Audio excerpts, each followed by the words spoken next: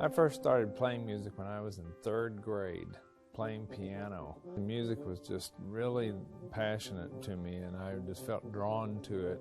I played clarinet in band and was in band all through middle school and high school, was in choir in high school and theater, and then from there decided to be a band director when I was in 6th grade, actually.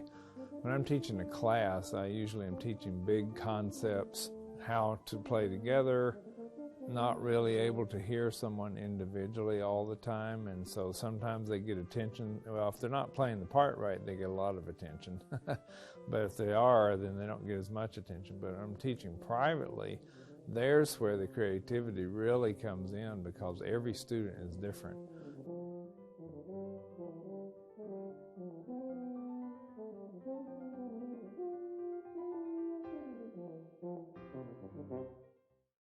Having Dr. Porter come in is just like hitting gold. To get someone who is so amazing at his instrument, who puts his students before anything else. So he's got the content, he's got the knowledge, but most importantly, he's got the connection, always going above and beyond. I feel so lucky, and it's one of the reasons I love working at Herndon, is I get access to people like Dr. Porter.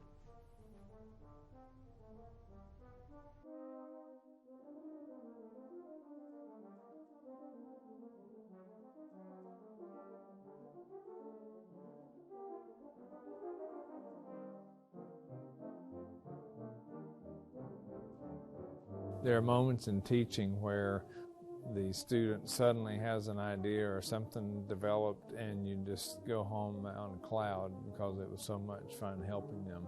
Most of my students that I teach over the years don't go into music as a major, but they really enjoy it and they keep playing and having fun with it or doing something. I had another student who is now the director of the athletic music here at George Mason. Knew him when he was 11. His name's Dr. Michael Nickens. And now he's the director of the Green Machine here in the athletic music programs here at Mason. So that's pretty cool. I never really know where my students are going to end up. Some of them are going to become professional musicians, some of them are going to be music educators, but most of them are going to enjoy music almost as ambience, wherever they go, listening to music, and again, attending concerts. And participating in the community, whether it's church, whether it's town green performances, or paying to go see a superstar. So there's a huge spectrum of where people are going to end up after high school, after public schooling. My hope is that we're giving them a foundation to launch from there. It's crazy to me when I see students who become professional musicians and far surpassed my own skills. And I still tend to think of them as the student who came in and learning a basic scale. They really blow my mind. But my hope is that every single student who comes through my program continues to enjoy music more deeply and more fully in their adult life. Literally, as me and other teachers say, we're changing lives, not just teaching music. Music is the vehicle that connects us to our humanity. It connects us and allows us to tap into understanding and processing our emotions, what's happening in the world, how we're feeling, how we're interpreting things. It is absolutely vital to our humanity that we have music and that we have art and we have ways to experience the 95% of our brain that's going on outside of work. Music and the arts to me is really important because it's my passion.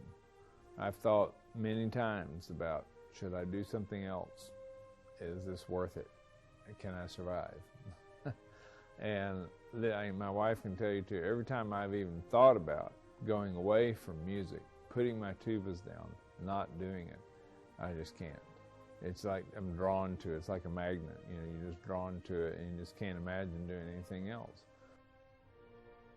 I think it's absolutely fundamental that we provide every opportunity possible for students to be in music and in art. And I do see fewer and fewer opportunities, but a lot of it is through the choices parents think they have to make for their kids, like, oh, I've got to get on top of programming, as if a sixth grader is going to learn the code that will still be non-obsolete in 6 years, right? We're trying to teach them to be creative thinkers, to be problem solvers, to be in touch with the world and the community. And the most vital way to do that, and the most important way to do that, is through the arts. I would like schools and communities to say, when they think about things they want, when you think about sports, what's something that everybody in America wants? I'll take football as an example. If you have a football team, then that's really, you're doing well, theoretically. And it would be nice to hear schools and communities say, we also have to have a band, or an orchestra, or a chorus, or all three, and theater and arts, because this is enriching the lives of everyone, including the sports people, and it really helps everyone. It helps our brains, and it helps our whole countenance and how we are as people. And so I would like them to think that's going to help, help in the long run.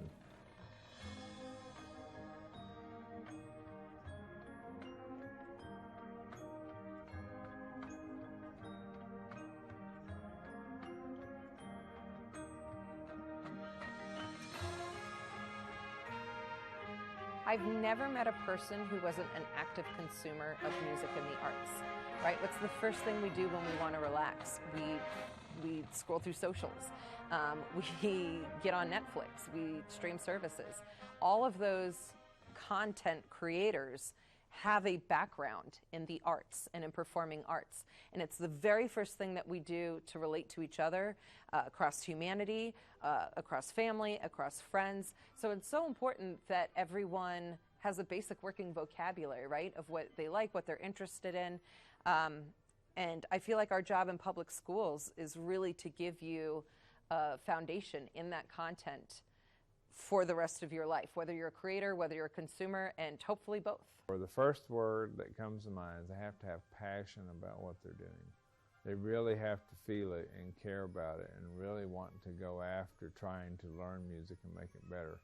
I have seen a number of students who have a lot of passion inside themselves, don't know how to get it out, but that passion will drive them to try to learn how to express and learn how to play so they can express that music.